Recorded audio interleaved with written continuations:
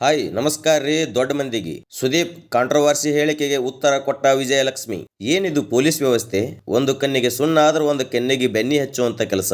ಇಷ್ಟು ದಿನ fans war ಆಗ್ತಿದ್ದು, ಈಗ ಯಾಕೋ ಸ್ಟಾರ್ಗಳೇ ವಾರ್ ಮಾಡೋ ಹಾಗ ಕಾಣ್ತಿದೆ. ಸುದೀಪ್ ಅವರು ಇಷ್ಟು ಕೆಳಮಟ್ಟಕ್ಕೆ ಹೇಳಿದ್ರ.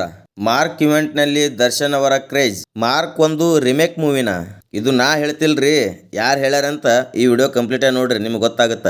ಇದು ಎಲ್ಲ ಕಂಪ್ಲೀಟ್ ಡಿಟೇಲ್ ಆಗಿ ನೋಡೋಣ್ರಿ. ಅದಕ್ಕಿಂತ ಮುಂಚೆ ನಮ್ಮ ಯೂಟ್ಯೂಬ್ ಚಾನಲ್ ಯಾರು ಸಬ್ಸ್ಕ್ರೈಬ್ ಮಾಡ್ಕೊಂಡಿಲ್ಲ ಸಬ್ಸ್ಕ್ರೈಬ್ ಮಾಡ್ಕೋರಿ, ಹಾಗೆ ಬೆಲ್ ಐಕನ್ ಮೇಲೆ ಒತ್ತೋದು ಮರಿಬೇಡ್ರಿ. ಈ ವಿಡಿಯೋ ನಿಮ್ಗೆ ಇಷ್ಟ ಆದ್ರ ಒಂದು ಲೈಕ್ ಕೊಡ್ರಿ. ಮೊದಲಿಗೆ ನಮ್ಮ ಪೊಲೀಸ್ ವ್ಯವಸ್ಥೆ ಬಗ್ಗೆ ಹೇಳಬೇಕಪ್ಪ ಅಂದ್ರ, ಮಾರ್ಕ್ ಇವೆಂಟಿಗೆ ಪರ್ಮಿಷನ್ ಇರೋದು 10:30 ತಕ ಲಾಸ್ಟ್. ಆದ್ರ ಸುದೀಪ್ ಅವರು ಎಂಟ್ರಿ ಆಗಿದ್ದೆ 11:30 11:30 ಇದರಿಂದ 1 ತಕ ಕಾರ್ಯಕ್ರಮ ಮಾಡಿದ್ದಾರ ಅವರು. ಓಕೆ, ಒಬ್ಬ ಸ್ಟಾರ್ ಹೀರೋ ಬಂದನ, 1 ತಕ ಕಾರ್ಯಕ್ರಮ ಮಾಡಿದ್ದಾರ, ಅದು ಎಲ್ಲ ಓಕೆ. ಇವ್ರಿಗೆ ನೀವು ಇಷ್ಟ ಅನುಕೂಲ ಮಾಡಿಕೊಡ್ತೀರಪ್ಪ ಅಂದ್ರ, ದರ್ಶನ್ ಅವರು ಕಾಟೇರ ಮೂವಿ ಹಿಟ್ ಆದಾಕರ ಅದು ಒಂದು ಹೋಟೆಲ್ ಒಳಗ ಏನೋ ಒಂದು ಸಕ್ಸಸ್ ಪಾರ್ಟಿ ಅಂತ ಮಾಡಿರ್ತಾರ. ಅವರು ಹೋಟೆಲ್ ಒಳಗ್ ಮಾಡಿರ್ತಾರ್ರಿ. ಅವರು ಹೊರಗೆ ಪಬ್ಲಿಕ್ ಅಲ್ಲಿ ಡಿಜೆ ಸೌಂಡ್ ಅದು ಏನೂ ಇರುದಿಲ್ಲ, ಪ್ರಾಬ್ಲಮ್ ಇರುದಿಲ್ಲ ಯಾವುದೇ ರೀತಿ ಸೊಸೈಟಿಗೆ. ಅವ್ರಿಗೆ ನೀವು 1 ತಕ ಹೋಟೆಲ್ ಆನ್ ಇಟ್ಟಿರತ್ತೇಳಿ ಅವ್ರ ಮೇಲೆ ಕೇಸ್ ಹಾಕ್ತೀರಿ. ಒಂದು ಕಣ್ಣಿಗೆ ಸುಣ್ಣ ಆದ್ರೆ ಒಂದು ಕಣ್ಣಿಗೆ ಬೆನ್ನಿ ಹಚ್ಚುವಂತ ಕೆಲಸ ಈಗಿನ ಪೊಲೀಸ್ ವ್ಯವಸ್ಥೆ ಮಾಡಕತ್ತದಂತೇಳಿ ನಂಗೆ ಅನಿಸುತ್ತೆ. ಇದ್ದಂತ ಪೊಲೀಸರಿಗೆ ಕೇಳಿದ್ರ ಅವ್ರ ಬಾಯಾಗ ಮಾತಿಲ್ರಿ. ಯಾಕಪ್ಪ ಅಂದ್ರೆ ಅವ್ರಿಗೆ ಗೊತ್ತದ ಪರ್ಮಿಷನ್ ಇರುದೇ 10:30 ತಕ ಲಾಸ್ಟ್ ಅಂತೇಳಿ. 1 ತಕ ಕಾರ್ಯಕ್ರಮ ಮಾಡಿದ್ರು ಸುಮ್ಮನಿತ್ತರ ಕೈ ಕಟ್ಕೊಂಡು. ಅದು ಓಪನ್ ಗ್ರೌಂಡ್ ಕಾರ್ಯಕ್ರಮ, ಡಿಜೆ ಸೌಂಡು, ಎಷ್ಟೆಲ್ಲ ಕಿರಿಕಿರಿ ಆಗ್ತಿತ್ತು. ನೀವು ಇವರಿಗೆಲ್ಲ ಇಷ್ಟೆಲ್ಲ ಅನುಕೂಲ ಮಾಡಿಕೊಡ್ತೀರಪ್ಪ ಅಂದ್ರೆ ಅವಾಗ ಯಾಕೆ ಮಾಡಿಕೊಡ್ಲಿಲ್ಲ ದರ್ಶನ್ ಅವ್ರ ವಿಷಯದಲ್ಲಿ? ತಮಿಳಿನ ರಿಮೇಕ್ ಮೂವಿ ಕನ್ನಡದಾಗ ಮಾರ್ಕ್ ಮಾಡೋರು ಓಕೆ ರೀ, ಆದ್ರೆ ಇವರು ಒಂದು ರಿಮೇಕ್ ಮೂವಿನೇ ಪ್ಯಾನ್ ಇಂಡಿಯಾ ಮೂವಿ ಮಾಡಕತ್ತಾರ. ನನಗೆ ಅದೇ ಅರ್ಥ ಆಗಲಾಗೈತಿ. ನೀವು ಕೇಳಬೇಡ್ರಿ ಯಾವ ಮೂವಿ ರಿಮೇಕ್ ಅಂತೇಳಿ. ಮಾರ್ಕ್ ಚಿತ್ರದ ಡೈರೆಕ್ಟರೇ ಹೇಳ್ಯಾನ, ವಿಜಯ್ ಕಾರ್ತಿಕೇಯ. ತಮಿಳಿನ ಕೈತಿ ಚಿತ್ರದ ಸ್ಟೋರಿನ ಕಾಪಿ ಮಾಡಿ ಮಾರ್ಕ್ ಮಾಡಿವಿ ಅಂತೇಳಿ. ನಾ ಏನು ಹೇಳುವ ಅವಶ್ಯಕತೆ ಇಲ್ಲ ಅಂತ ಅನ್ಕೋತೀನಿ ಅದ್ರ ಬಗ್ಗೆ. ನಿಮಗೆ ಡೌಟ್ ಇದ್ರೆ ಆ ವಿಡಿಯೋ ಹಾಕ್ತೀನಿ, ಒಂದ್ಸಲ ನೋಡ್ರಿ. உங்களுக்கு ஒன்னு கிளாரிஃபை பண்றேன். மார்க் வந்து உங்களுக்கு சொமேக் படம் கிடையாது. மார்க் பண்ற இன்டென்ஷன் என்னன்னா, எங்களுக்கு கைதி பின்ன விக்ரம் பார்த்துட்டு கிச்சா சுதீப் சார் என்ன சொன்னாங்கன்னா, எனக்கு இந்த மாதிரி மூவி வேணும், எனக்கு இதே ரெஃபரன்ஸ்ல இதே தீம்ல எனக்கு மூவி வேணும். ஏன்னா கன்னடா இண்டஸ்ட்ரியில எனக்கு கைதி விக்ரம் ரொம்ப பிடிச்சிச்சு, இதே மாதிரி ஒரு ஸ்டோரி டெவலப் பண்ணி எனக்கு ஒரு மார்க் பண்ணித்தானே சொல்லாங்க. நான் அவங்களுக்கு சொல்லியிருந்தேன், சார் ஆல்ரெடி நாங்க மேக்ஸ் அப்டே பண்ணிருக்கிறது, மார்க் வேண்டாம். இல்ல இல்ல, எங்க கன்னடா ஆடியன்ஸ்க்கு இன்னும் தெரியாது, நீங்க பேக்ரவுண்ட் எல்லாம் அந்த மாதிரி வச்சுன்னு பண்ணுங்க, பரவாயில்ல, ஸ்டோரி நான் டெவலப் பண்றேன், இந்த மாதிரி சொல்லப்பட்டா ಮಾರ್ಕ್ ಅನ್ನೋ ಪಡ ಒಂದಿಂದು. ಸುದೀಪ್ ಅವರಿಗೆ ಮೊದಲ ರಿಮೇಕ್ ಹೀರೋ ಅಂತಾನೆ ಕರಿತಿದ್ರು. ಓಕೆ, ಅದೆಲ್ಲ ಬ್ರೇಕ್ ಮಾಡಿ ಪೈಲ್ವಾನ ಅದು ಇದು ಕೆಲವೊಂದು ಮೂವಿಗಳು ಮಾಡಿದ್ರು.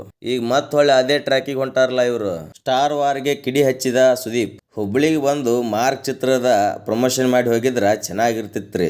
ಅದು ಬಿಟ್ಟು ಅನ್ಎಜುಕೇಟೆಡ್ ತರ ಹೊರಗೊಂದು ಯುದ್ಧಕ್ಕೆ ರೆಡಿ ಆಗ್ಯದ, ನಾವು ಯುದ್ಧಕ್ಕೆ ರೆಡಿ ಇದೀವಿ.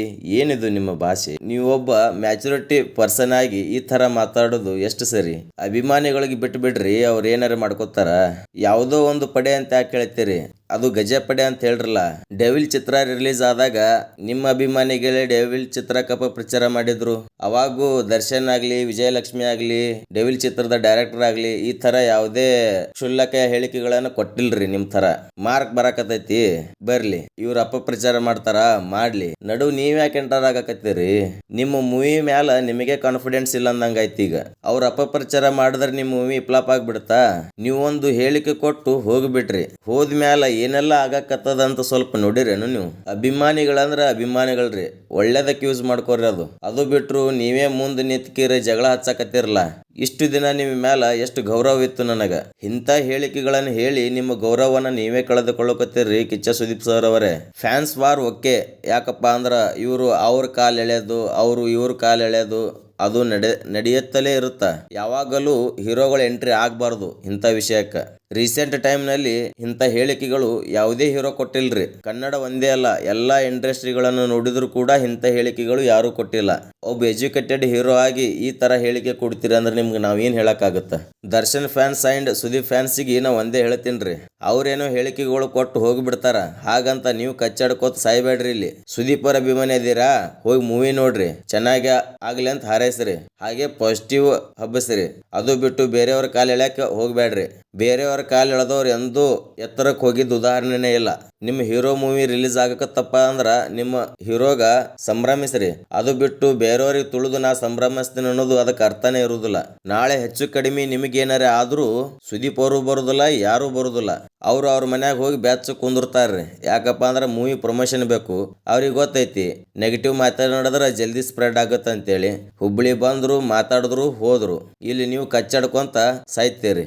ಏನ್ ಹೇಳ್ಬೇಕು ನಾವು ಇದಕ್ಕೆ? ಹೀರೋಗಳನ್ನ ಹೀರೋ ತರನೇ ನೋಡ್ರಿ. ಅದೇ ಬಿಟ್ಟು ಪರ್ಸನಲಿ ಆಗಿ ಏನಷ್ಟು ಅವ್ರಿಗೆ ಹಚ್ಕೊಳ್ಳೋಂತ ಅವಶ್ಯಕತೆ ಇಲ್ಲ. ನಾನಂತರೂ ಕನ್ನಡದ ಎಲ್ಲಾ ಚಿತ್ರಗಳು ನೋಡ್ತೀನಿ. ಚಲೋ ಅನ್ಸಿದ್ರ ಚಲೋ ಅಂತ ಹೇಳ್ತೀನಿ, ಇಲ್ಲ ಅಂದ್ರೆ ಇಲ್ಲ ಅಂತ ಹೇಳ್ತೀನಿ. ಯಾಕಂದ್ರೆ ನಾವು ಉತ್ತರ ಕರ್ನಾಟಕದವ ಇದೀನಿ. ಬ್ಯಾಲೆನ್ಸ್ ಮಾಡಕ್ ಬರುದಿಲ್ಲ ನಮಗ. ಸುದೀಪ್ ಅವರ ಹೇಳಿಕೆಗೆ ಪ್ರತಿಯಾಗಿ ವಿಜಯಲಕ್ಷ್ಮಿ ದರ್ಶನ್ ಅವರು ಏನ್ ಹೇಳಿದ್ದಾರೆ ಒಂದ್ಸಲ ಕೇಳ್ಕೊಂಡು ಬರ್ರಿ.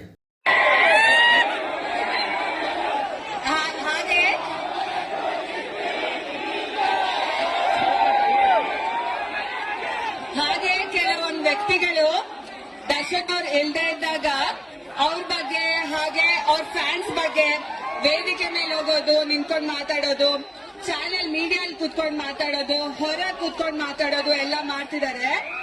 ಅದೇ ಜನಗಳು ದರ್ಶನ್ ಅವ್ರು ಇದ್ದಾಗ ಅವ್ರು ಬೆಂಗಳೂರಲ್ಲಿ ಇರ್ತಾರ ಇಲ್ವಾ ಅಂತಾನೆ ಗೊತ್ತಾಗಲ್ಲ, ಎಲ್ಲಿ ಮಾಯ ಆಗ್ತಾರೆ ಅಂತಾನೂ ಗೊತ್ತಾಗಲ್ಲ.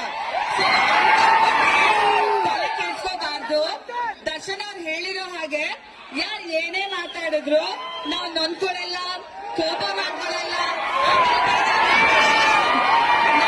ಇಂಪಾರ್ಟೆಂಟ್ ನಿಮ್ಮ ಪ್ರೀತಿ ಹಾಗೂ ಬೆಂಬಲ ಮಾತ್ರ.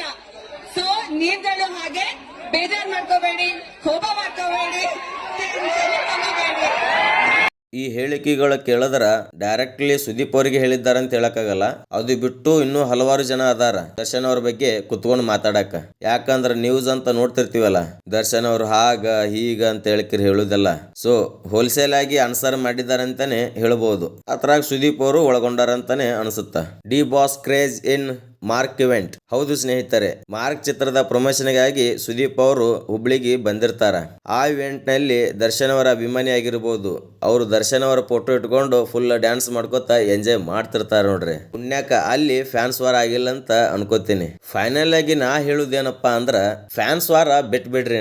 ಅವರೇ ಸ್ಟಾರ್ಗಳೇ ವಾರ್ ಮಾಡ್ಲಿಲ್ಲ, ಅವ್ರ ಸಲುವಾಗಿ ನೀವ್ ಯಾಕೆ ಸಾಯೋದು? ಒಂದ್ಸಲ ನಾವು ನೋಡುನು ಎಲ್ಲಾ ಅಭಿಮಾನಿಗಳು ಕೂತು ಸ್ಟಾರ್ಗಳು ಹೇಗ್ ಕಚ್ಚಾಡ್ತಾರ, ಹೇಗ್ ಮಾತಾಡ್ತಾರ, ಅವ್ರ ಸಲುವಾಗಿ ಅವ್ರಿಗೆ ಡಿಫೆಂಡ್ ಮಾಡ್ಕೊಂಡು ನಾವ್ ಯಾಕೆ ಸಾಯೋನು ಸುಮ್ನೆ? ಇದಕ್ಕೆ ನೀವೇನಂತೀರಿ? ಇದೇ ತಿಂಗಳ ಡಿಸೆಂಬರ್ 25ಕ್ಕ ಮಾರ್ಕ್ ಮತ್ತು 45 ಚಿತ್ರ ರಿಲೀಸ್ ಆಗಕತ್ತಾವ. ನೀವು ಫಸ್ಟ್ ಯಾವ ಮೂವಿಗೆ ಪ್ರಿಫರೆನ್ಸ್ ಕೊಡ್ತೀರಂತ ಕಮೆಂಟ್ ಮಾಡ್ರಿ.